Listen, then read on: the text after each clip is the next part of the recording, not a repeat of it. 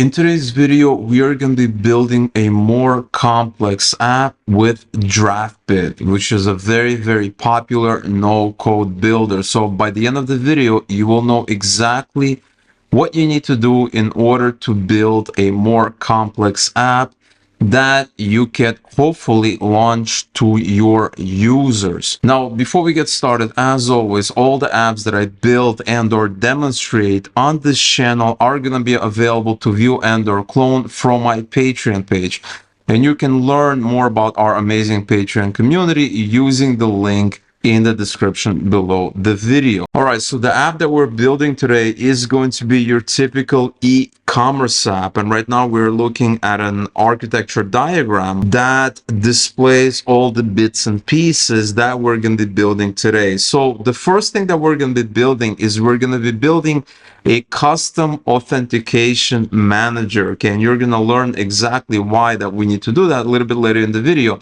But you're going to see how to build your own custom authentication engine here. Okay, and so the purpose of this custom authentication piece is to authenticate users pretty much from any data source. Okay, then we're going to be building your typical flows that you can find in pretty much any e-commerce app. Namely, we're going to be able to list products. We're going to have a detailed view for a specific product. We're also going to be building shopping cart functionality, checkout functionality, as well as the confirmation screen and functionality as well. Now, because Draftbit does not support any database backend natively, the next thing we need to do is we need to find a database backend that we can use that has an API access functionality that we can combine and serve as our database backend for the app that we're going to be building. And while you can use just about any database backend that supports an API, I decided that for this app, we're going to be using NoCode DB that I actually did an overview just a couple of days ago. And you can see that video right there. And this is an awesome backend database solution. It's actually 100% free as well as 100% open source, and you can self-host it as well. And I talked about everything that you need to know in that video right there, so definitely check that out. And so the next thing that I did was I self-hosted this tool, and once I set this tool up, I created the right tables as well as populated some of the sample data. Okay, so we are looking at three tables here. Okay, so we have the users table, we have the products table, and we have the cart table. Now, you may be wondering why we have this cart table here, because you typically do not do it this way, but you're going to find out a little bit later in the video as well. And so for this users table here, we're going to be doing authentication. So right now I have two sample users here, and for each record, I have their email and password. And so they're going to be able to log in with their email, and they're going to enter the password, and we are going to confirm if they're entering this information correctly or not. Now, when you're building your production app, you definitely do not want to store the passwords out in the open right here. So like in clear text, okay, when you're building a production app, you definitely want to store them in an encrypted format. Okay, you do not want to be able to just see the passwords out in the open. You want to protect them one way or another. But because in this tutorial I'm showing you various tips and techniques that you need to know in order to build an app with Draftbit, I'm just storing them in clear text, and storing them encrypted is going to be very easy to do. Next, we have products here, and this is a table containing 5 sample Apple products. So we have Apple AirPods, AirPods Max, MacBook Pro Studio, and a polishing cloth. You know, where would you be without your Apple polishing cloth? And so these are 5 sample Apple products. And we also have various fields for each of the products, namely name, category, price, and image, that we're going to be displaying this information for the users. Last but not least, I also have a cart table here that we're going to be using for the shopping cart, and this is essentially a duplicate of products, so it contains the exact same fields that the products table has, except that there's no data here, and this data is going to be manipulated by the user as the app is running. All right, so now that we've selected our database backend and we've populated it with some sample records, The next thing that we need to do is we need to start building the apps. And so I'm going to log into my account, which is a free account right here, so that I can show you how to build the app. And we're going to go into workspaces here, and I'm going to create a new project. Okay, we're just going to call it ecom app. We're going to say next, next. And we're going to start from scratch right here. I am ready. Okay, the app is being created. All right, so Draftbit has created our app right here. And of course, we don't have any screens. We don't have any components just yet. But the first thing that you want to do when you're building a Draftbit app is that you want to create your backend endpoints. Okay, and you can do that by clicking right here. And you want to select the type of API you're going to be using. Now, like I talked about in the overview video, it doesn't really matter which API you pick because these are essentially all REST API connectors. Okay, and so we're going to select REST API right here, and we're going to call it NoCode DB REST API. Okay, next what we want to do is we want to have a base URL, and you can get that base URL from NoCode DB by going into your NoCode DB project right here, and you want to click on this project here, and you want to click on Swagger REST APIs. When you do that, you're going to be redirected to a Swagger configuration, and this is very, very powerful because you can essentially see all of your endpoints here, right? All of your operations that you're probably going to be using in your app. But not only that, you can also see them being customized for your specific tables. This is very, very powerful. Now, on this page right here, the next thing you want to do is you want to click on Authorize, and you want to go back to your NoCode DB project, and you want to copy your auth token. This is going to be useful when it comes to testing different operations because by default, you need an auth token, okay? It's not open for everybody to come in and start modifying your data. So we're going to click here. Next, you want to click here and you want to paste your auth token. You're going to click on Authorize and Close. And now, as you can see, the lock is closed, which means that you have authorized now. And now, if you want to test, you can click on any of these, click on Try It Out, scroll down, click on Execute right here, and you should be able to get your data right here. So as you can see, we did a test on the users table and we got 2 users back. If you do not specify that token, you will get an error message. Okay, you will get an error that says unauthenticated. Now the next thing you want to do is that you want to configure your endpoints in Draftbit. Okay, so here we are configuring the base URL, and the base URL is going to be this URL right here. So if you go back to NoCode DB on your API page, the base URL is going to be this URL here, okay? So without the users, ending in PRJ, which is your project URL. And that is essentially your base URL. So all you can do is you can just copy this thing right here. Just going to copy that, go back to the app and paste it right here, okay? Now for the HTTP headers, you can leave these as default, but you also need to add another row, and this is going to be your authentication. So if you go back to your API page right here, you see how it's sending this header, and you can use this header right here in your app when you're configuring it. So we're going to paste this here, and we're going to put the key as XCOR, and we're going to put the value here. Next, we're going to click on Save. And now we've defined our main kind of REST API endpoint. The next thing that you need to do is you need to configure your endpoints. And so what are the endpoints? Well, the endpoints are the operations that you're going to be performing on the data. So things like list products, get a specific product, authenticate the user in this case, maybe add a product to the cart, remove a product from the cart, etc., etc. All right, so let's start with the basics. The first thing we want to do is we want to get a list of products. And I'm going to call this list products here. We're going to go to object and role. And for the object, we don't have an object for the product. So we're going to say products. Okay. For the role, we want to say get many because we're going to be listing many products, multiple products. Next, you want to go to path and parameters. Now for the endpoint path and parameters, you want to go back to your API config page here. You want to scroll down to products here, and you want to find the right operation that you're going to be using when it comes to listing products. As you can see, it says here products list. And so this is going to be the endpoint. So all you need to know is that it's basically products. Okay. So you're going to go back to your app /products. Okay. Now for the endpoint headers, you can leave everything on defaults because it's essentially going to take the values that we already configured when we were configuring the main base REST API endpoint. Next, you want to go to test and preview response, and you want to click on test. And hopefully, if you've configured it correctly, you should see an actual response 200 OK. If you have not configured it correctly, you will probably see some kind of an error. And you want to check that you put in that proper token, that API token correctly. And so here we are getting a list.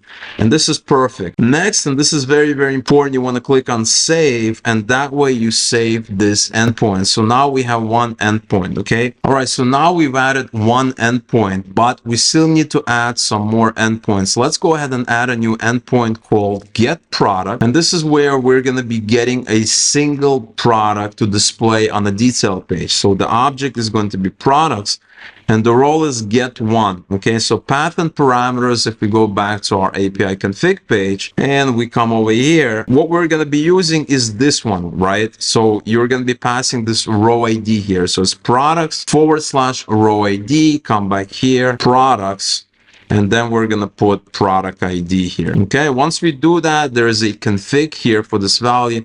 We're just going to put one. Now, obviously, when we're going to be building the app, this is going to be a dynamic value depending on which exact product the user clicks on. So headers is fine, test and preview response, and we get back that product with that has an ID of 1. Click save. Okay, so now we have get product, get a specific product, list product. So we're done for products. Okay, that's good enough for products. The next endpoint I want to add is an authentication endpoint. So I'm going to click here and we're going to say login. This is going to be auth login endpoint. And we're going to be doing get object and role. So for the role, we're going to say login. Okay, now we don't have to fill out any information here. Okay, we're going to click on path and parameters and we're going to go back to our authentication page. And here what we're going to be doing is we are going to be using this call right here because we're trying to find that specific user that the user is trying to log in as. Okay, so if you click on this one right here, if you open it up, you can actually query it by the user, right? So you can enter your fields, you can query it, right? So let's go ahead and try this out so that I can show you how it works. So for the fields, you don't need to enter something. Now for the where, you're going to be entering a value that looks something like this, okay? So your field, right, in this case is going to be email equals to value. And let's say we're testing james@james.com because we know we have a user with this specific email there. Okay, so now if we click on execute, we should get back that user. Okay, and remember we have two users, but in this case it found this user. If I type like a random email, james@james.com 2 or something, I should not get anything back. And as you can see, we have an empty response body. And this is perfect for us because we can use this API call to do logins, but it's not enough to just get the user by their email. We need to get the user that has a specific email, but also a specific password as well. Now, if you click here on this link, you can see that you can create complex expressions here. So you can have an or, and not. And so if you append this right here, something like this, you can actually ask it to fetch a user with this specific email as well as this specific password. Okay, and so if I create the condition where the email is james@james.com and the password is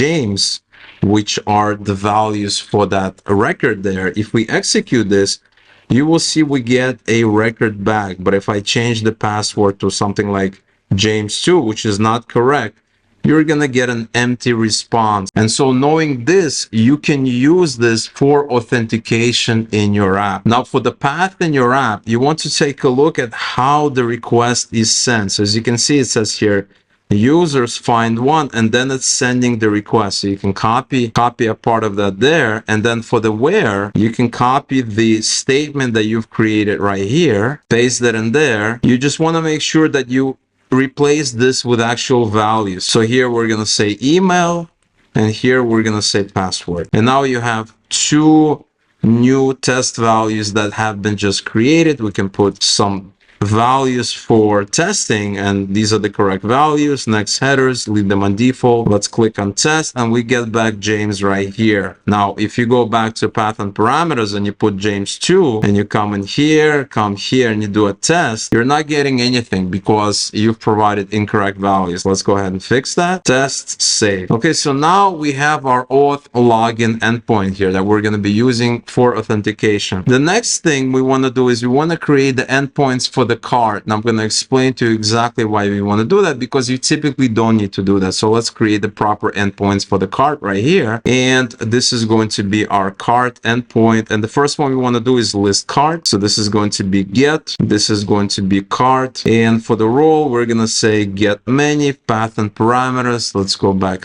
over here. Let's go back here, scroll down, and we have the card. So this is going to be /card here. Headers, same.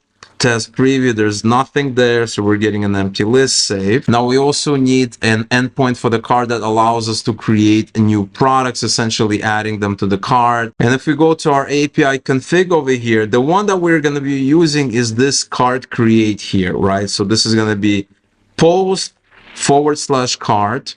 Come back here, it's going to be post. Object and role is going to be card, and we want to be using create. Now we need the request body. To come back here, card create. This is the request body right here. Come back here, paste this, and let's fill this out. So the ID we don't need because that's going to be created automatically. These two we do not need. They're going to be created automatically. What we really need is name, category, price, image, and user ID. Okay, so what I'm going to do is I'm going to give it some variables here. So this is going to be name, and if you click out, you can see that it has created a name for testing. Category, I'm just gonna give it category, and image URL as well, image, as well as the user ID. And we have all of these values right here. So let's go ahead and add some sample values. So let's say this is Apple AirPods, categories headphones, and in fact the category we don't really need that, so let's go ahead and delete that. Let's say price, I don't know, $200. This is the URL here, just a sample URL, and the user ID is 1. So the user ID is the user who is adding these products to the card, and we're just putting 1, which is that first user. Headers is the same. Test and preview. Click on test, and we have a 200. Okay, click save, and we should have created that specific record in the card. So if we come to the card, we reload it, we should have that card item belonging to the user ID of 1, which is the first user. Okay, now the last endpoint that we need to add is an endpoint that allows us to delete a specific card item, which is what's going to happen when the user removes an item from the card. So we're going to add that final endpoint here. So it's going to say delete. This is going to be, let's take a look, and this is going to be this delete right here. So we're going to be passing a row ID, and the method is delete. So it's delete. Object and role is card delete, and here it's what, card, and then product ID, or just ID. In fact, it's just ID. Okay, and the ID I'm just gonna put 1 just for testing, because so that way we can just delete that same record that we've just created. So this is response 200. Okay, and we should no longer have anything here. Okay, so we've just deleted everything. Okay, click on save. All right, so now we are done, at least for the moment, when it comes to our endpoints. We have the cart endpoints, we have the products endpoints, and we have the authentication endpoint. We're going to click on done, and we are done. The next thing I want to do is I want to create a login page. Okay, so we're going to click here, and you can create a blank page, or you can use an example screen. So I'm going to click here, and I'm going to search for login. And thankfully, there's lots of interesting login pages that we can use.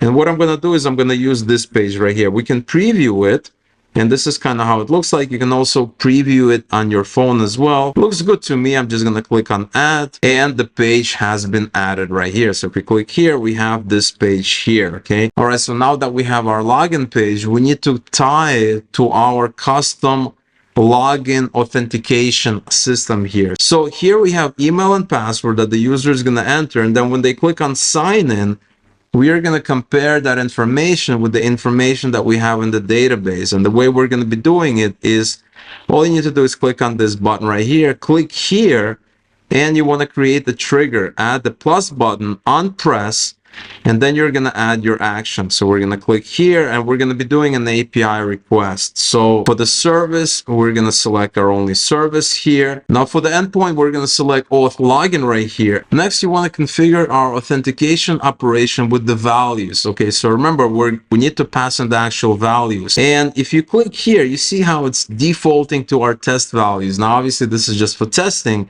When the app is running, we want to pass the actual values that the user is entering here. Now, if you click here, you do not have access to this value here. And that is because you need to click on this right here, email. You want to click here, and you want to create a variable name that's going to hold the email that the user is entering. So you're going to click here, new screen variable, and it just defaults to email input value, which is fine. So we're going to hit save.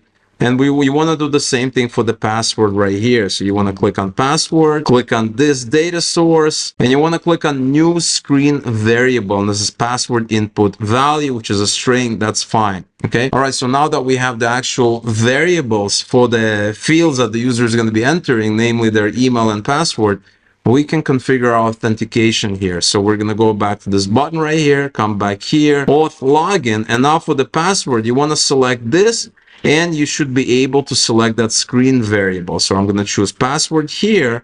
And for the email, scroll down, email input. Okay, so now it's all tied together, but we're not done yet because we need to make sure that it all works together. So when the user clicks on this button, it's going to do an API call. And if the call is successful, remember, we're going to get back that user record. Okay. And so what we need to do here is we need to do a couple of things. You want to parse the JSON and you want to assign the result. Okay. So the result is going to be auth record. Okay. Press enter. Next, you want to create another action that pulls something from the result. And that way, you know that if you are able to pull something from the result, then the user has successfully authenticated. Okay, and in many situations, this might be some kind of a token or something else that tells us that the user has successfully authenticated.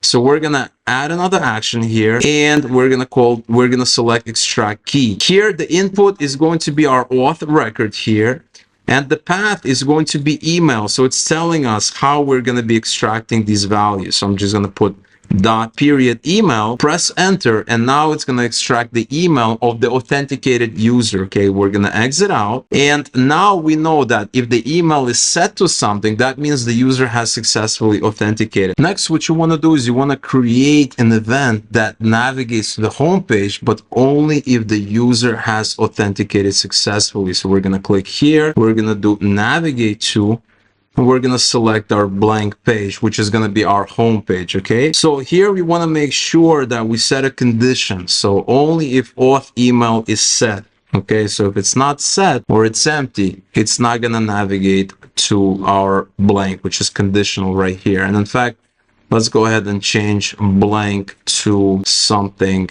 that we know what it means. We can say homepage here, and now this is a homepage right here. Now this is a homepage where the user is going to be redirected once they are successfully authenticated. Okay, now before we test out the login flow, let's go ahead and create a homepage here. So in fact, instead of creating from scratch, we can click here, add an example screen, and we can use one of the pre-built templates here. And so because we're displaying a list of products, I think maybe something like this might be a good fit. So if we click on preview, this is kind of what it looks like. Let's click on add and see how it looks in our app. So this is our list medicine view right here. Let's go ahead and rename it list products. Okay, and there's a lot of things happening here, but this is very, very useful for us. So find medicine here, let's rename that to something else. Let's change this to products, and here let's go ahead and list our products. And this is this medicine list right here. It's using an example. We're going to switch it to our database, and we're going to select a list products here. Okay, so now it's showing us the preview of the products. Everything is fine, and now we just need to configure the values that we're getting back. So if we go to this flash list, which is going to be a direct child of the database here, you should be able to specify this list right here. Okay, now it's displaying the values, and as you can see, there are 5 values, but we need to change the images and things like that. And so if you click on image right here and you want to do data, and here you can put URL, In fact, you can do image URL here. Once you do that, now you can select your image URL, and we should have it right here. This is this image right here. So if we select image, now we're going to have this image URL. As you can see, it's nicely populated. Let's do the same thing for the name and price. This is going to be product name. Click out, define our variable. In fact, you can just type name, and there's name. Okay, and same thing for the price. You can even put a $sign there. Click out, price, and there's the price right there. And so now, as you can see, we're able to display all our products perfectly here. So that means we can test out the flow. So you can click on navigate right here to see how it looks, and it's building our web live preview, and this should be very, very quickly, which is one of the things that I really like about the Draftbit. It's very, very quick to go from designing and building your app to actually testing it out. So let's try james.com and put our password James, click on sign in, and we are redirected to the home page, but it should be product. So let's go ahead and change that real quick. Go back to login and go back to design, go to our login page, go to sign in button, and we want to do a navigation, and the navigation is going to be products. And in fact, we can delete that other page. Let's go ahead and delete this home page right here. We don't need that. Okay, so now we have products and lists. Let's test it out again. Go to navigate. Let's do James, sign in, and we are redirected to the page. And let's say we make a mistake. So let's say the email is right, but the password is not. Click on sign in, and nothing happens, okay, because we are not getting back the user. This is incorrect. And in fact, another thing that we can do if we get that error is we can display something like error, incorrect login or something like that. In fact, that's also very, very easy to do. So go to design, go to our error message, right? And we have this error message area here, and so here we can define an error that's going to be set. We can actually create another variable. So what we can do is we can create a variable on this page. So it's going to be a screen variable. I'm going to add a variable called error, and the initial value, click on save, and now we have an error that is going to be displayed. So here is an error right here, and here we can select our screen variable that's going to be tied to it, and all we need to do is define that variable, because if we type something here and we remove this condition, and as you can see, this is where the error is going to be displayed. Okay, so I'm going to put error here, and now if the error is set, right, which exists, this value exists, it's going to display it, which is very, very cool. And so we're going to go back to our sign in right here, go to the flow, and what we want to do is we want to set that variable if we do not get this email there. Okay, so we're going to come here, we're going to say set variable. This is going to be our error variable here, and here we can define a new value right here, incorrect login. And what you can do is you can set this action after the navigate, and that means if the user has not navigated to the other page, that means that there is an error of some sort. And let's say I enter some random information which is incorrect, press sign in, I get an incorrect login. But if I enter the correct information here, click sign in, we're going to be redirected, and this way we are redirected to the next page, and the user does not see the error message. It's a very, very nice technique for your apps. Now, while I'm on this page, another thing I want to do is I want to get the user's ID. It's going to be very, very useful to us. So here we are extracting their email. I'm going to add another action. We're going to extract their user ID here. Okay, so this is going to be the input auth record, and I want to extract ID here. Okay, and assign the result auth ID.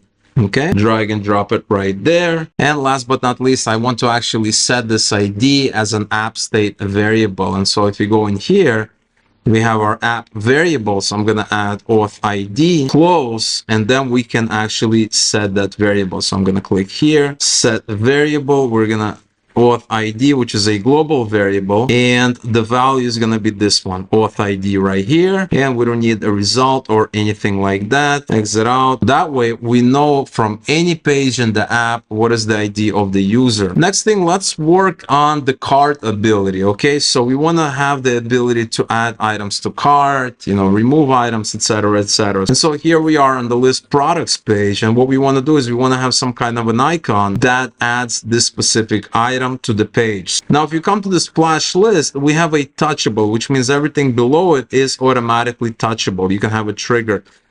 We really don't need that in this case. And so what I'm going to do is I'm going to remove this touchable, and I'm only going to do it for the actual elements that I want to be, touchable, clickable. And so we're going to go to the splash list right here. And what I want to do is there's this view right there. And in this view, there's a name and price. And I'm going to add a button that when the user clicks on it, it's going to add this specific item to the shopping cart. So what we want to do is we want to click here, and you want to search for icon button. Select this right here, and we have an icon button here. Now you want to click here, and you want to configure it, right? So what does it look like, right? So if you click over here, you can search for add. So maybe something like this. All right, and now you're seeing this button right there. Okay, you can kind of barely see it because a lot of space is taken by the image right there. And so what we can do here is we can add another view right there, and we can put it inside of its own view. All right, there's the view. Put this inside of its own view, and you can also put the price inside. And now you can configure this view. So you can come back here, you can make it maybe a row instead of a column, and now we're seeing this plus button. So what we can do is we can space them out. Okay, that looks a lot better. Okay, so now we have this button right here that's going to be used for adding this item to the shopping cart. Okay, and so we're going to go to this icon button, click here, add a trigger, on press, API request, NoCode DB, add to cart. Okay, so now we have this add to cart right there.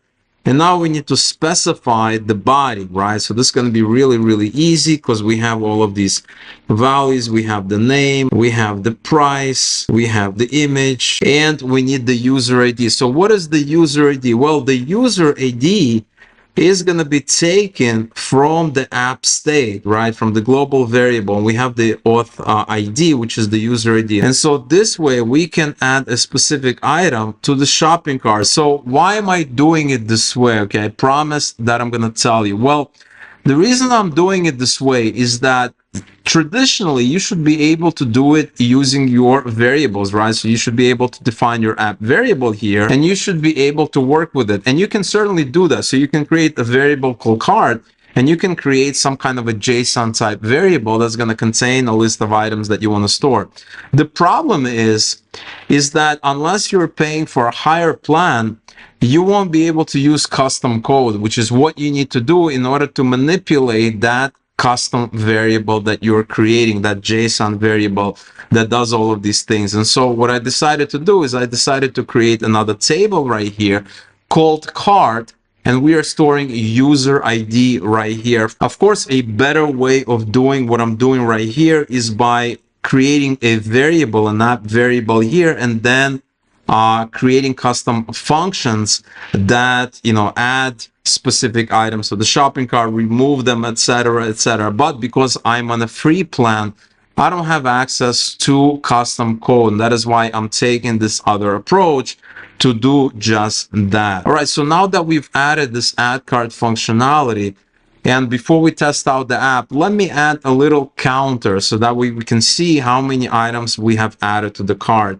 And this is going to be right here. So there's this scroll view right here. We have the header right here, and this is this header right here, just above the search bar. And so what we can do is we can put this heading into its own view here, and we can arrange that view however way we want. So I'm going to add another view right here, add this view here, and there's this view. I'm going to drag and drop it right there, and I'm going to put the header in there, and then inside the view I'm going to put another text field here. I'm gonna put, yeah, this is fine. And the view, we want to arrange it like a row instead of a column. And so that way it's all gonna be on the same line right here. And let's go ahead and justify it correctly. Okay, how about something like this? Now I think space between is gonna be the best. Okay, perfect. And this text right here is going to contain the number of items that we have. Okay, so I'm going to come in here, and for the input text, I'm going to change this to a variable num items. Okay, I'm going to set the variable right here. Now, before I can display it, I need to actually pull data here. And To pull data, you need to have a data component that's set as the parent of this text. Okay, so we're going to add another data component. We're going to add this fetch element here, and we're going to put the text as the child of fetch. And for the fetch, we're going to set up our NoCode REST DB right here, and we're going to be doing list card. And now if we go to the text right here, we should have access to the data that we're pulling in the parent component. Okay, so we have this fetch right here, and we have this total rows right here, which represents the number of items. Okay, you can also put something like items, and now it's going to display the number of items there. All right, so the next thing that we need to do is we need to create a product detail page where the user can click on a specific product here and will be redirected to another page that's going to list only the information about that specific product. So let's go ahead and do that right now. Click here, add an example screen, and let's see if we can find something detailed. Okay, so there's lots of detail pages that we can use. All right, so how about something like this? This looks like some kind of a product, a restaurant item, a dish of some sort. So let's click on add and add this screen right here. So this is an item detail view. Let's go ahead and rename it to detail, product detail. All right, so now we have this product detail, and what we want to do is we want to go to our products page, and when the user clicks on it, we want to navigate to the detail page. So if you go to the products page, we have this product here, right? So remember, we took off the pressable, and so we need to make something pressable now, because the only thing that's pressable is this add to cart button here. And so what we can do is we can make this image pressable, and for that we can just go to the view, hover over that, and search for pressable. Add that right there, and you want to put that right there, and you want to make that image. Okay, so now whatever is the children of pressable is gonna have an event. Okay, so now we can select pressable, go over here, choose a trigger, on press, add an action, navigate, select the destination, product detail, and now we can even add a navigation parameter. And so the parameter is going to be product ID. Okay, we're going to add that parameter right there, and now we need to populate it with something. We need to pass data. Okay, so if you scroll down, you're going to have this ID right here. These are all the products fields here. Okay, so we're passing this product ID, and then we can go to the product detail right here, and we can actually capture that parameter, because it's just going to be like any other variable. Now, the first thing that we want to do is we want to grab the values, and we want those values to be available to everywhere, right? To all the fields, all the widgets, everything, right? So we're going to add a component called fetch right here, top level. Okay, there's the component, put it right there, and now we have this fetch component. And for this component, we are going to be doing a specific REST API call. Click here, select the endpoint is going to be get product, and we have this product ID. And what we want to do is we want to pull up that parameter that we're being passed. Okay, so we're going to scroll down, and if you go into navigation section, you have this product ID right here. So you can just select that, and now you can see a preview. So I really like this feature of seeing previews immediately. So right away, I know, okay, am I getting data? You know, is my APIs connected properly? This is very cool. So I really like that. So as you can see, it's pulling up the product with a product ID of 1. Now, once you have this fetch right here, you want to make sure that the data that's going to be relying on your fetch data is the child of fetch. Okay, so what I'm going to do is I'm going to group this under fetch. Okay, so you want to put all the stuff under fetch. So we're going to do it like this. Okay, and now this is going to be under fetch right here. All right, so there you go. So now all of these wrappers here, these parts of the page, are direct descendants of fetch. Okay, so they're going to have access to the data that fetch is going to be grabbing. And so now what you could do is you can select this image right here, go to the source type, go to data, and put in the URL here. Okay, this placeholder, and for the URL, you can select this fetch right here. So I'm going to select this image, because that's going to be fetching the image of the product that we're going to be doing the query on. Okay, so we have that. Next, you want to do the same thing for the name as well. So I'm going to put name, link that to name right here, and I'm going to do the same thing for the price point here, click out and select price right there. Okay, so now we have all of this connected together. Now let's go ahead and see if it's pulling the right data or not. And so let's say you put product ID as 1, you should see it pull data for product that is 1. So as you can see, for testing, it's pulling everything correctly. I can delete the description. I don't really need that, so we're going to delete this block right here. And so now what we have is we have the image, we have the name, we have the price. We can delete the calorie count as well. We don't really need that. And obviously we want to make sure that add to cart works as well. So we're going to click on add to cart, this button right here, and we are going to be doing a trigger on press. We're going to do an API request. Service is our RESTDB. And this is going to be add to cart right here. And here we can specify all the data. So name is going to be name, price is going to be price, image is going to be image, and user ID is going to be our user ID. This is authenticated user ID, this auth ID right there. Okay, so now when we click on add to cart, we're going to add this product to cart, and we're pretty much done with the detail page right here. The next page I want to create is a cart page. Okay, so that way the user can see all the items that they have in their cart. Now, this cart page is going to be almost identical to this products page, except I don't want it to be like in the grid pattern. I want it to be kind of like one at a time. So what I'm going to do is I'm going to duplicate it right here, and then I'm going to change the design. So we're going to say duplicate. This is our products copy. We're going to call this cart. And then I want to make sure that this list right here is going to be one at a time. I don't want to have multiple in the same row. Okay. And so if you click on flash list right here, you come over here, you can change the number of columns. So I'm going to have one column right here. We're going to change it to one column. And we also want to make sure that it's pulling the data from the cart instead of products. Now for the shopping cart page, it's very, very important that when you're fetching data, you're only fetching the cart items for the specific user that is logged in right now. And so if you go to our API documentation and you go to the card entity here, you can see that we have this card list. And the nice thing about it is that you can also filter it, right? You can specify a where condition that looks something like this. So all you need to do is specify this condition right here.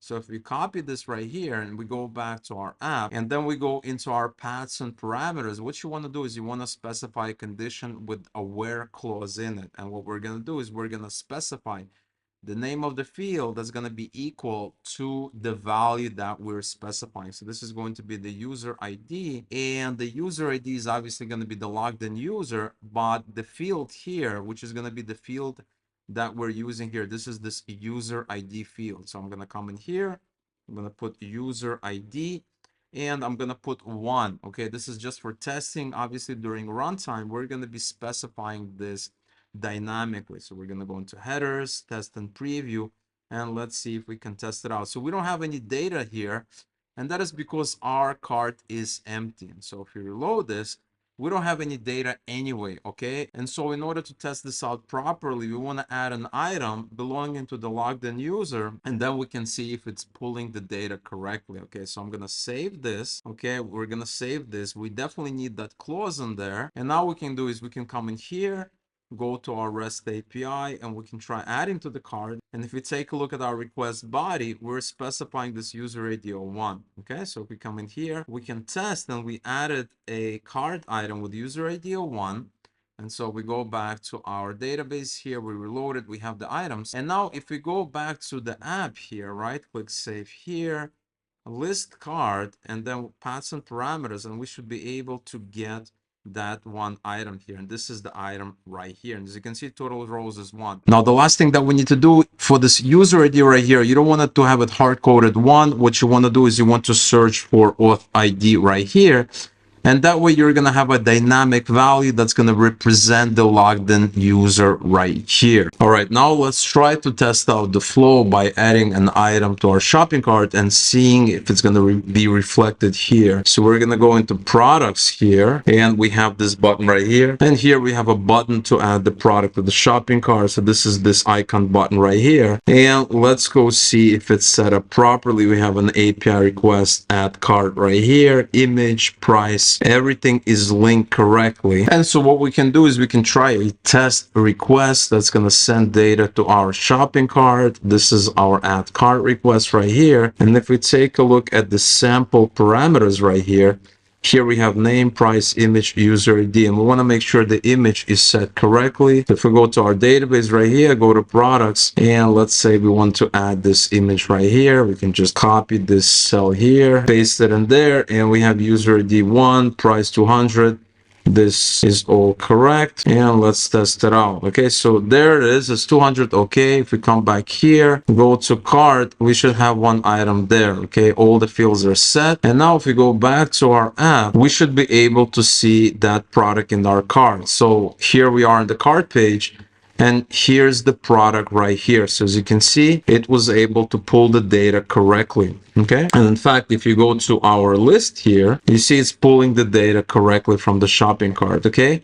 The next thing I want to do is I want to be able to delete items off this shopping cart, and we need to remove this icon button right here. And in fact, what we want to do is we want to make sure that this icon is going to be to the right somehow. Okay. All right, so I fixed it up, and now the shopping cart page looks something like this. We have the product here, and we have the action button here. Let's go ahead and change this action button so it has an icon that resembles deleting. So this garbage can is going to be perfect. So we have this garbage can here, and then what we can do is we can have an action here that instead of adding cart, it's going to be removing from the cart. So let's do an API request, our API service, and we're going to be deleting from the cart. Okay, so we're going to pass the ID, and let's go ahead and pass the ID right here. And so when the user clicks on this, it's going to remove it from the cart here. Okay, so if I click here, it should remove it from the cart, which it did. And if we go to our database right here and we reload this, we don't see anything here. So as you can see, it works perfectly. Next, let's add a button that's going to enable the user to check out. Okay, so if they're happy with what they have in the shopping cart,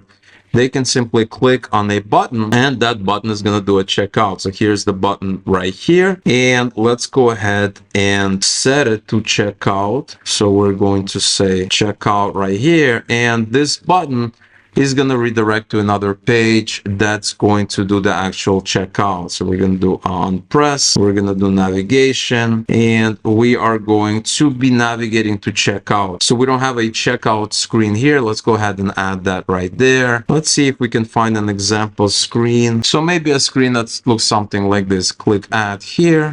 And now we have a checkout screen right here. And then they can simply pay for their purchases. So let's go ahead and click on this cart. Let's link this checkout button, create a navigation, on press, navigation, checkout. Okay. Now you can also configure this button so it behaves a certain way depending on what kind of data you have. You can set it disabled, or you can hide it completely. So as an example, we can have it set disabled if there's 0 items. Okay, so you can click here, scroll down, and you have page info total rows right here, and you can do something like equal to, and you can specify 0. Okay, so this is going to be disabled if total rows is equal to 0. All right, and now if you load this up, you can see this button is disabled because we have 0 items here. Okay, but if you actually add an item to the shopping cart, this button is going to be enabled again, so that you can do a checkout. So let's go ahead and add a item to our shopping cart right here, just to see if this behavior works or not. Click here,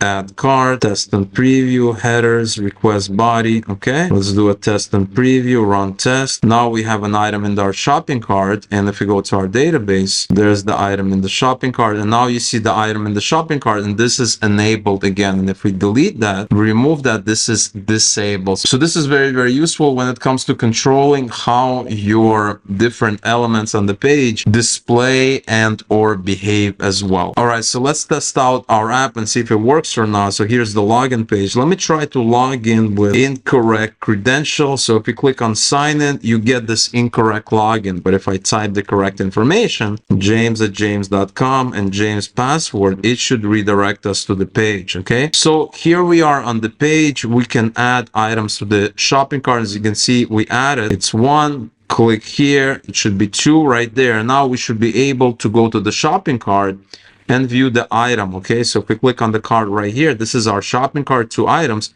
The checkout is enabled, so we can click on checkout and we are on the checkout page, or we can delete items right here. So I just deleted one, that's 1 item. I can delete this, and now checkout is disabled here. Now when it comes to the checkout screen, you're probably going to be using an external payment processor like PayPal or Stripe or something like this, and so you would have to link this action to the API that your external processor such as Stripe provides. For example, Stripe is very easy to work with when it comes to integration, because everything that they do is done by APIs. It's very easy to integrate it into your app. And so you can easily create a Stripe account. You can use your existing Stripe account and connect it to your app, so that when the user clicks on confirm or buy products or some kind of call to action, it's going to go ahead and charge their credit card for the total amount of products that they're purchasing. And so that is how you build a useful app with Draftbit. Of course, there's many more things that you can do with Draftbit that I did not cover in this video. So if you want to see more videos